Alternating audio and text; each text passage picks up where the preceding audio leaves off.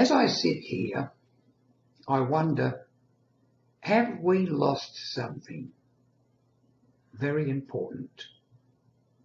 To what do I refer? The sense of the unknown, the sense of adventure, which my generation, when young, certainly had.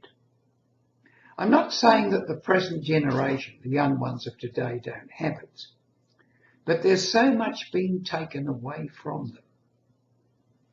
In this respect, you can now go onto the internet and you can look at any part of the world, how the people live, what they do, what it would like to be there yourself. And people get on big aeroplanes and go and get work experience in other countries, if they can, or else they go on a holiday. But what do they see when they get there? The world has now become very uniform. Certainly the westernized world, Europe, North America, most of the capitals in South America, most of the capitals all over the world, in fact. You get the same types of shops, the same malls, even the same companies doing business, such as McDonald's. In my youth, it was nothing like that. People used to publish books for kids on adventure.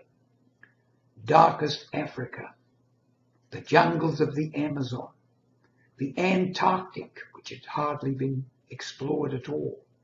All of these places were imaginative, creative in our minds as kids, and we wanted to go there. I can remember as recently, well, it's not that recent, it's 60 years ago, the Papua New Guinea. Huge swaths of black, unexplored territory written there. Same with South America, the Amazon, and the Congo in Africa. And there were stories in kids' books of adventures, what you could do and how you could get there, and you lived in this adventure. Creative imagination.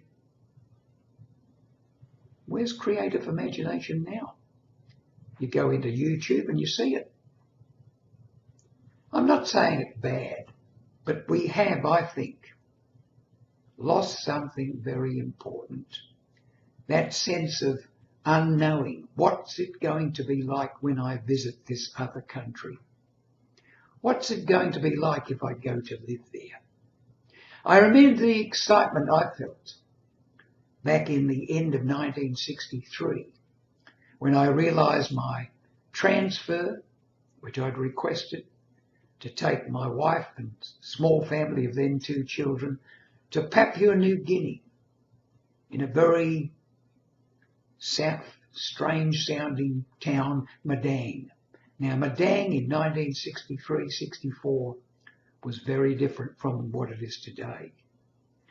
And it was an adventure. I felt it was an adventure. Likewise, when I was selected to go down to Macquarie Island with the Australian National Antarctic Research Expeditions, I'd seen a few pictures of the place, but never documentaries, never long films. It was going to be an adventure, and it was an adventure. But that was over 40 years ago. This was before the internet swept the world. This was before people could certainly go into their telephone, pick it up, and watch anything all over the world. Incredible. Have we lost our sense of adventure? I hope not. I hope not. But I cannot help thinking that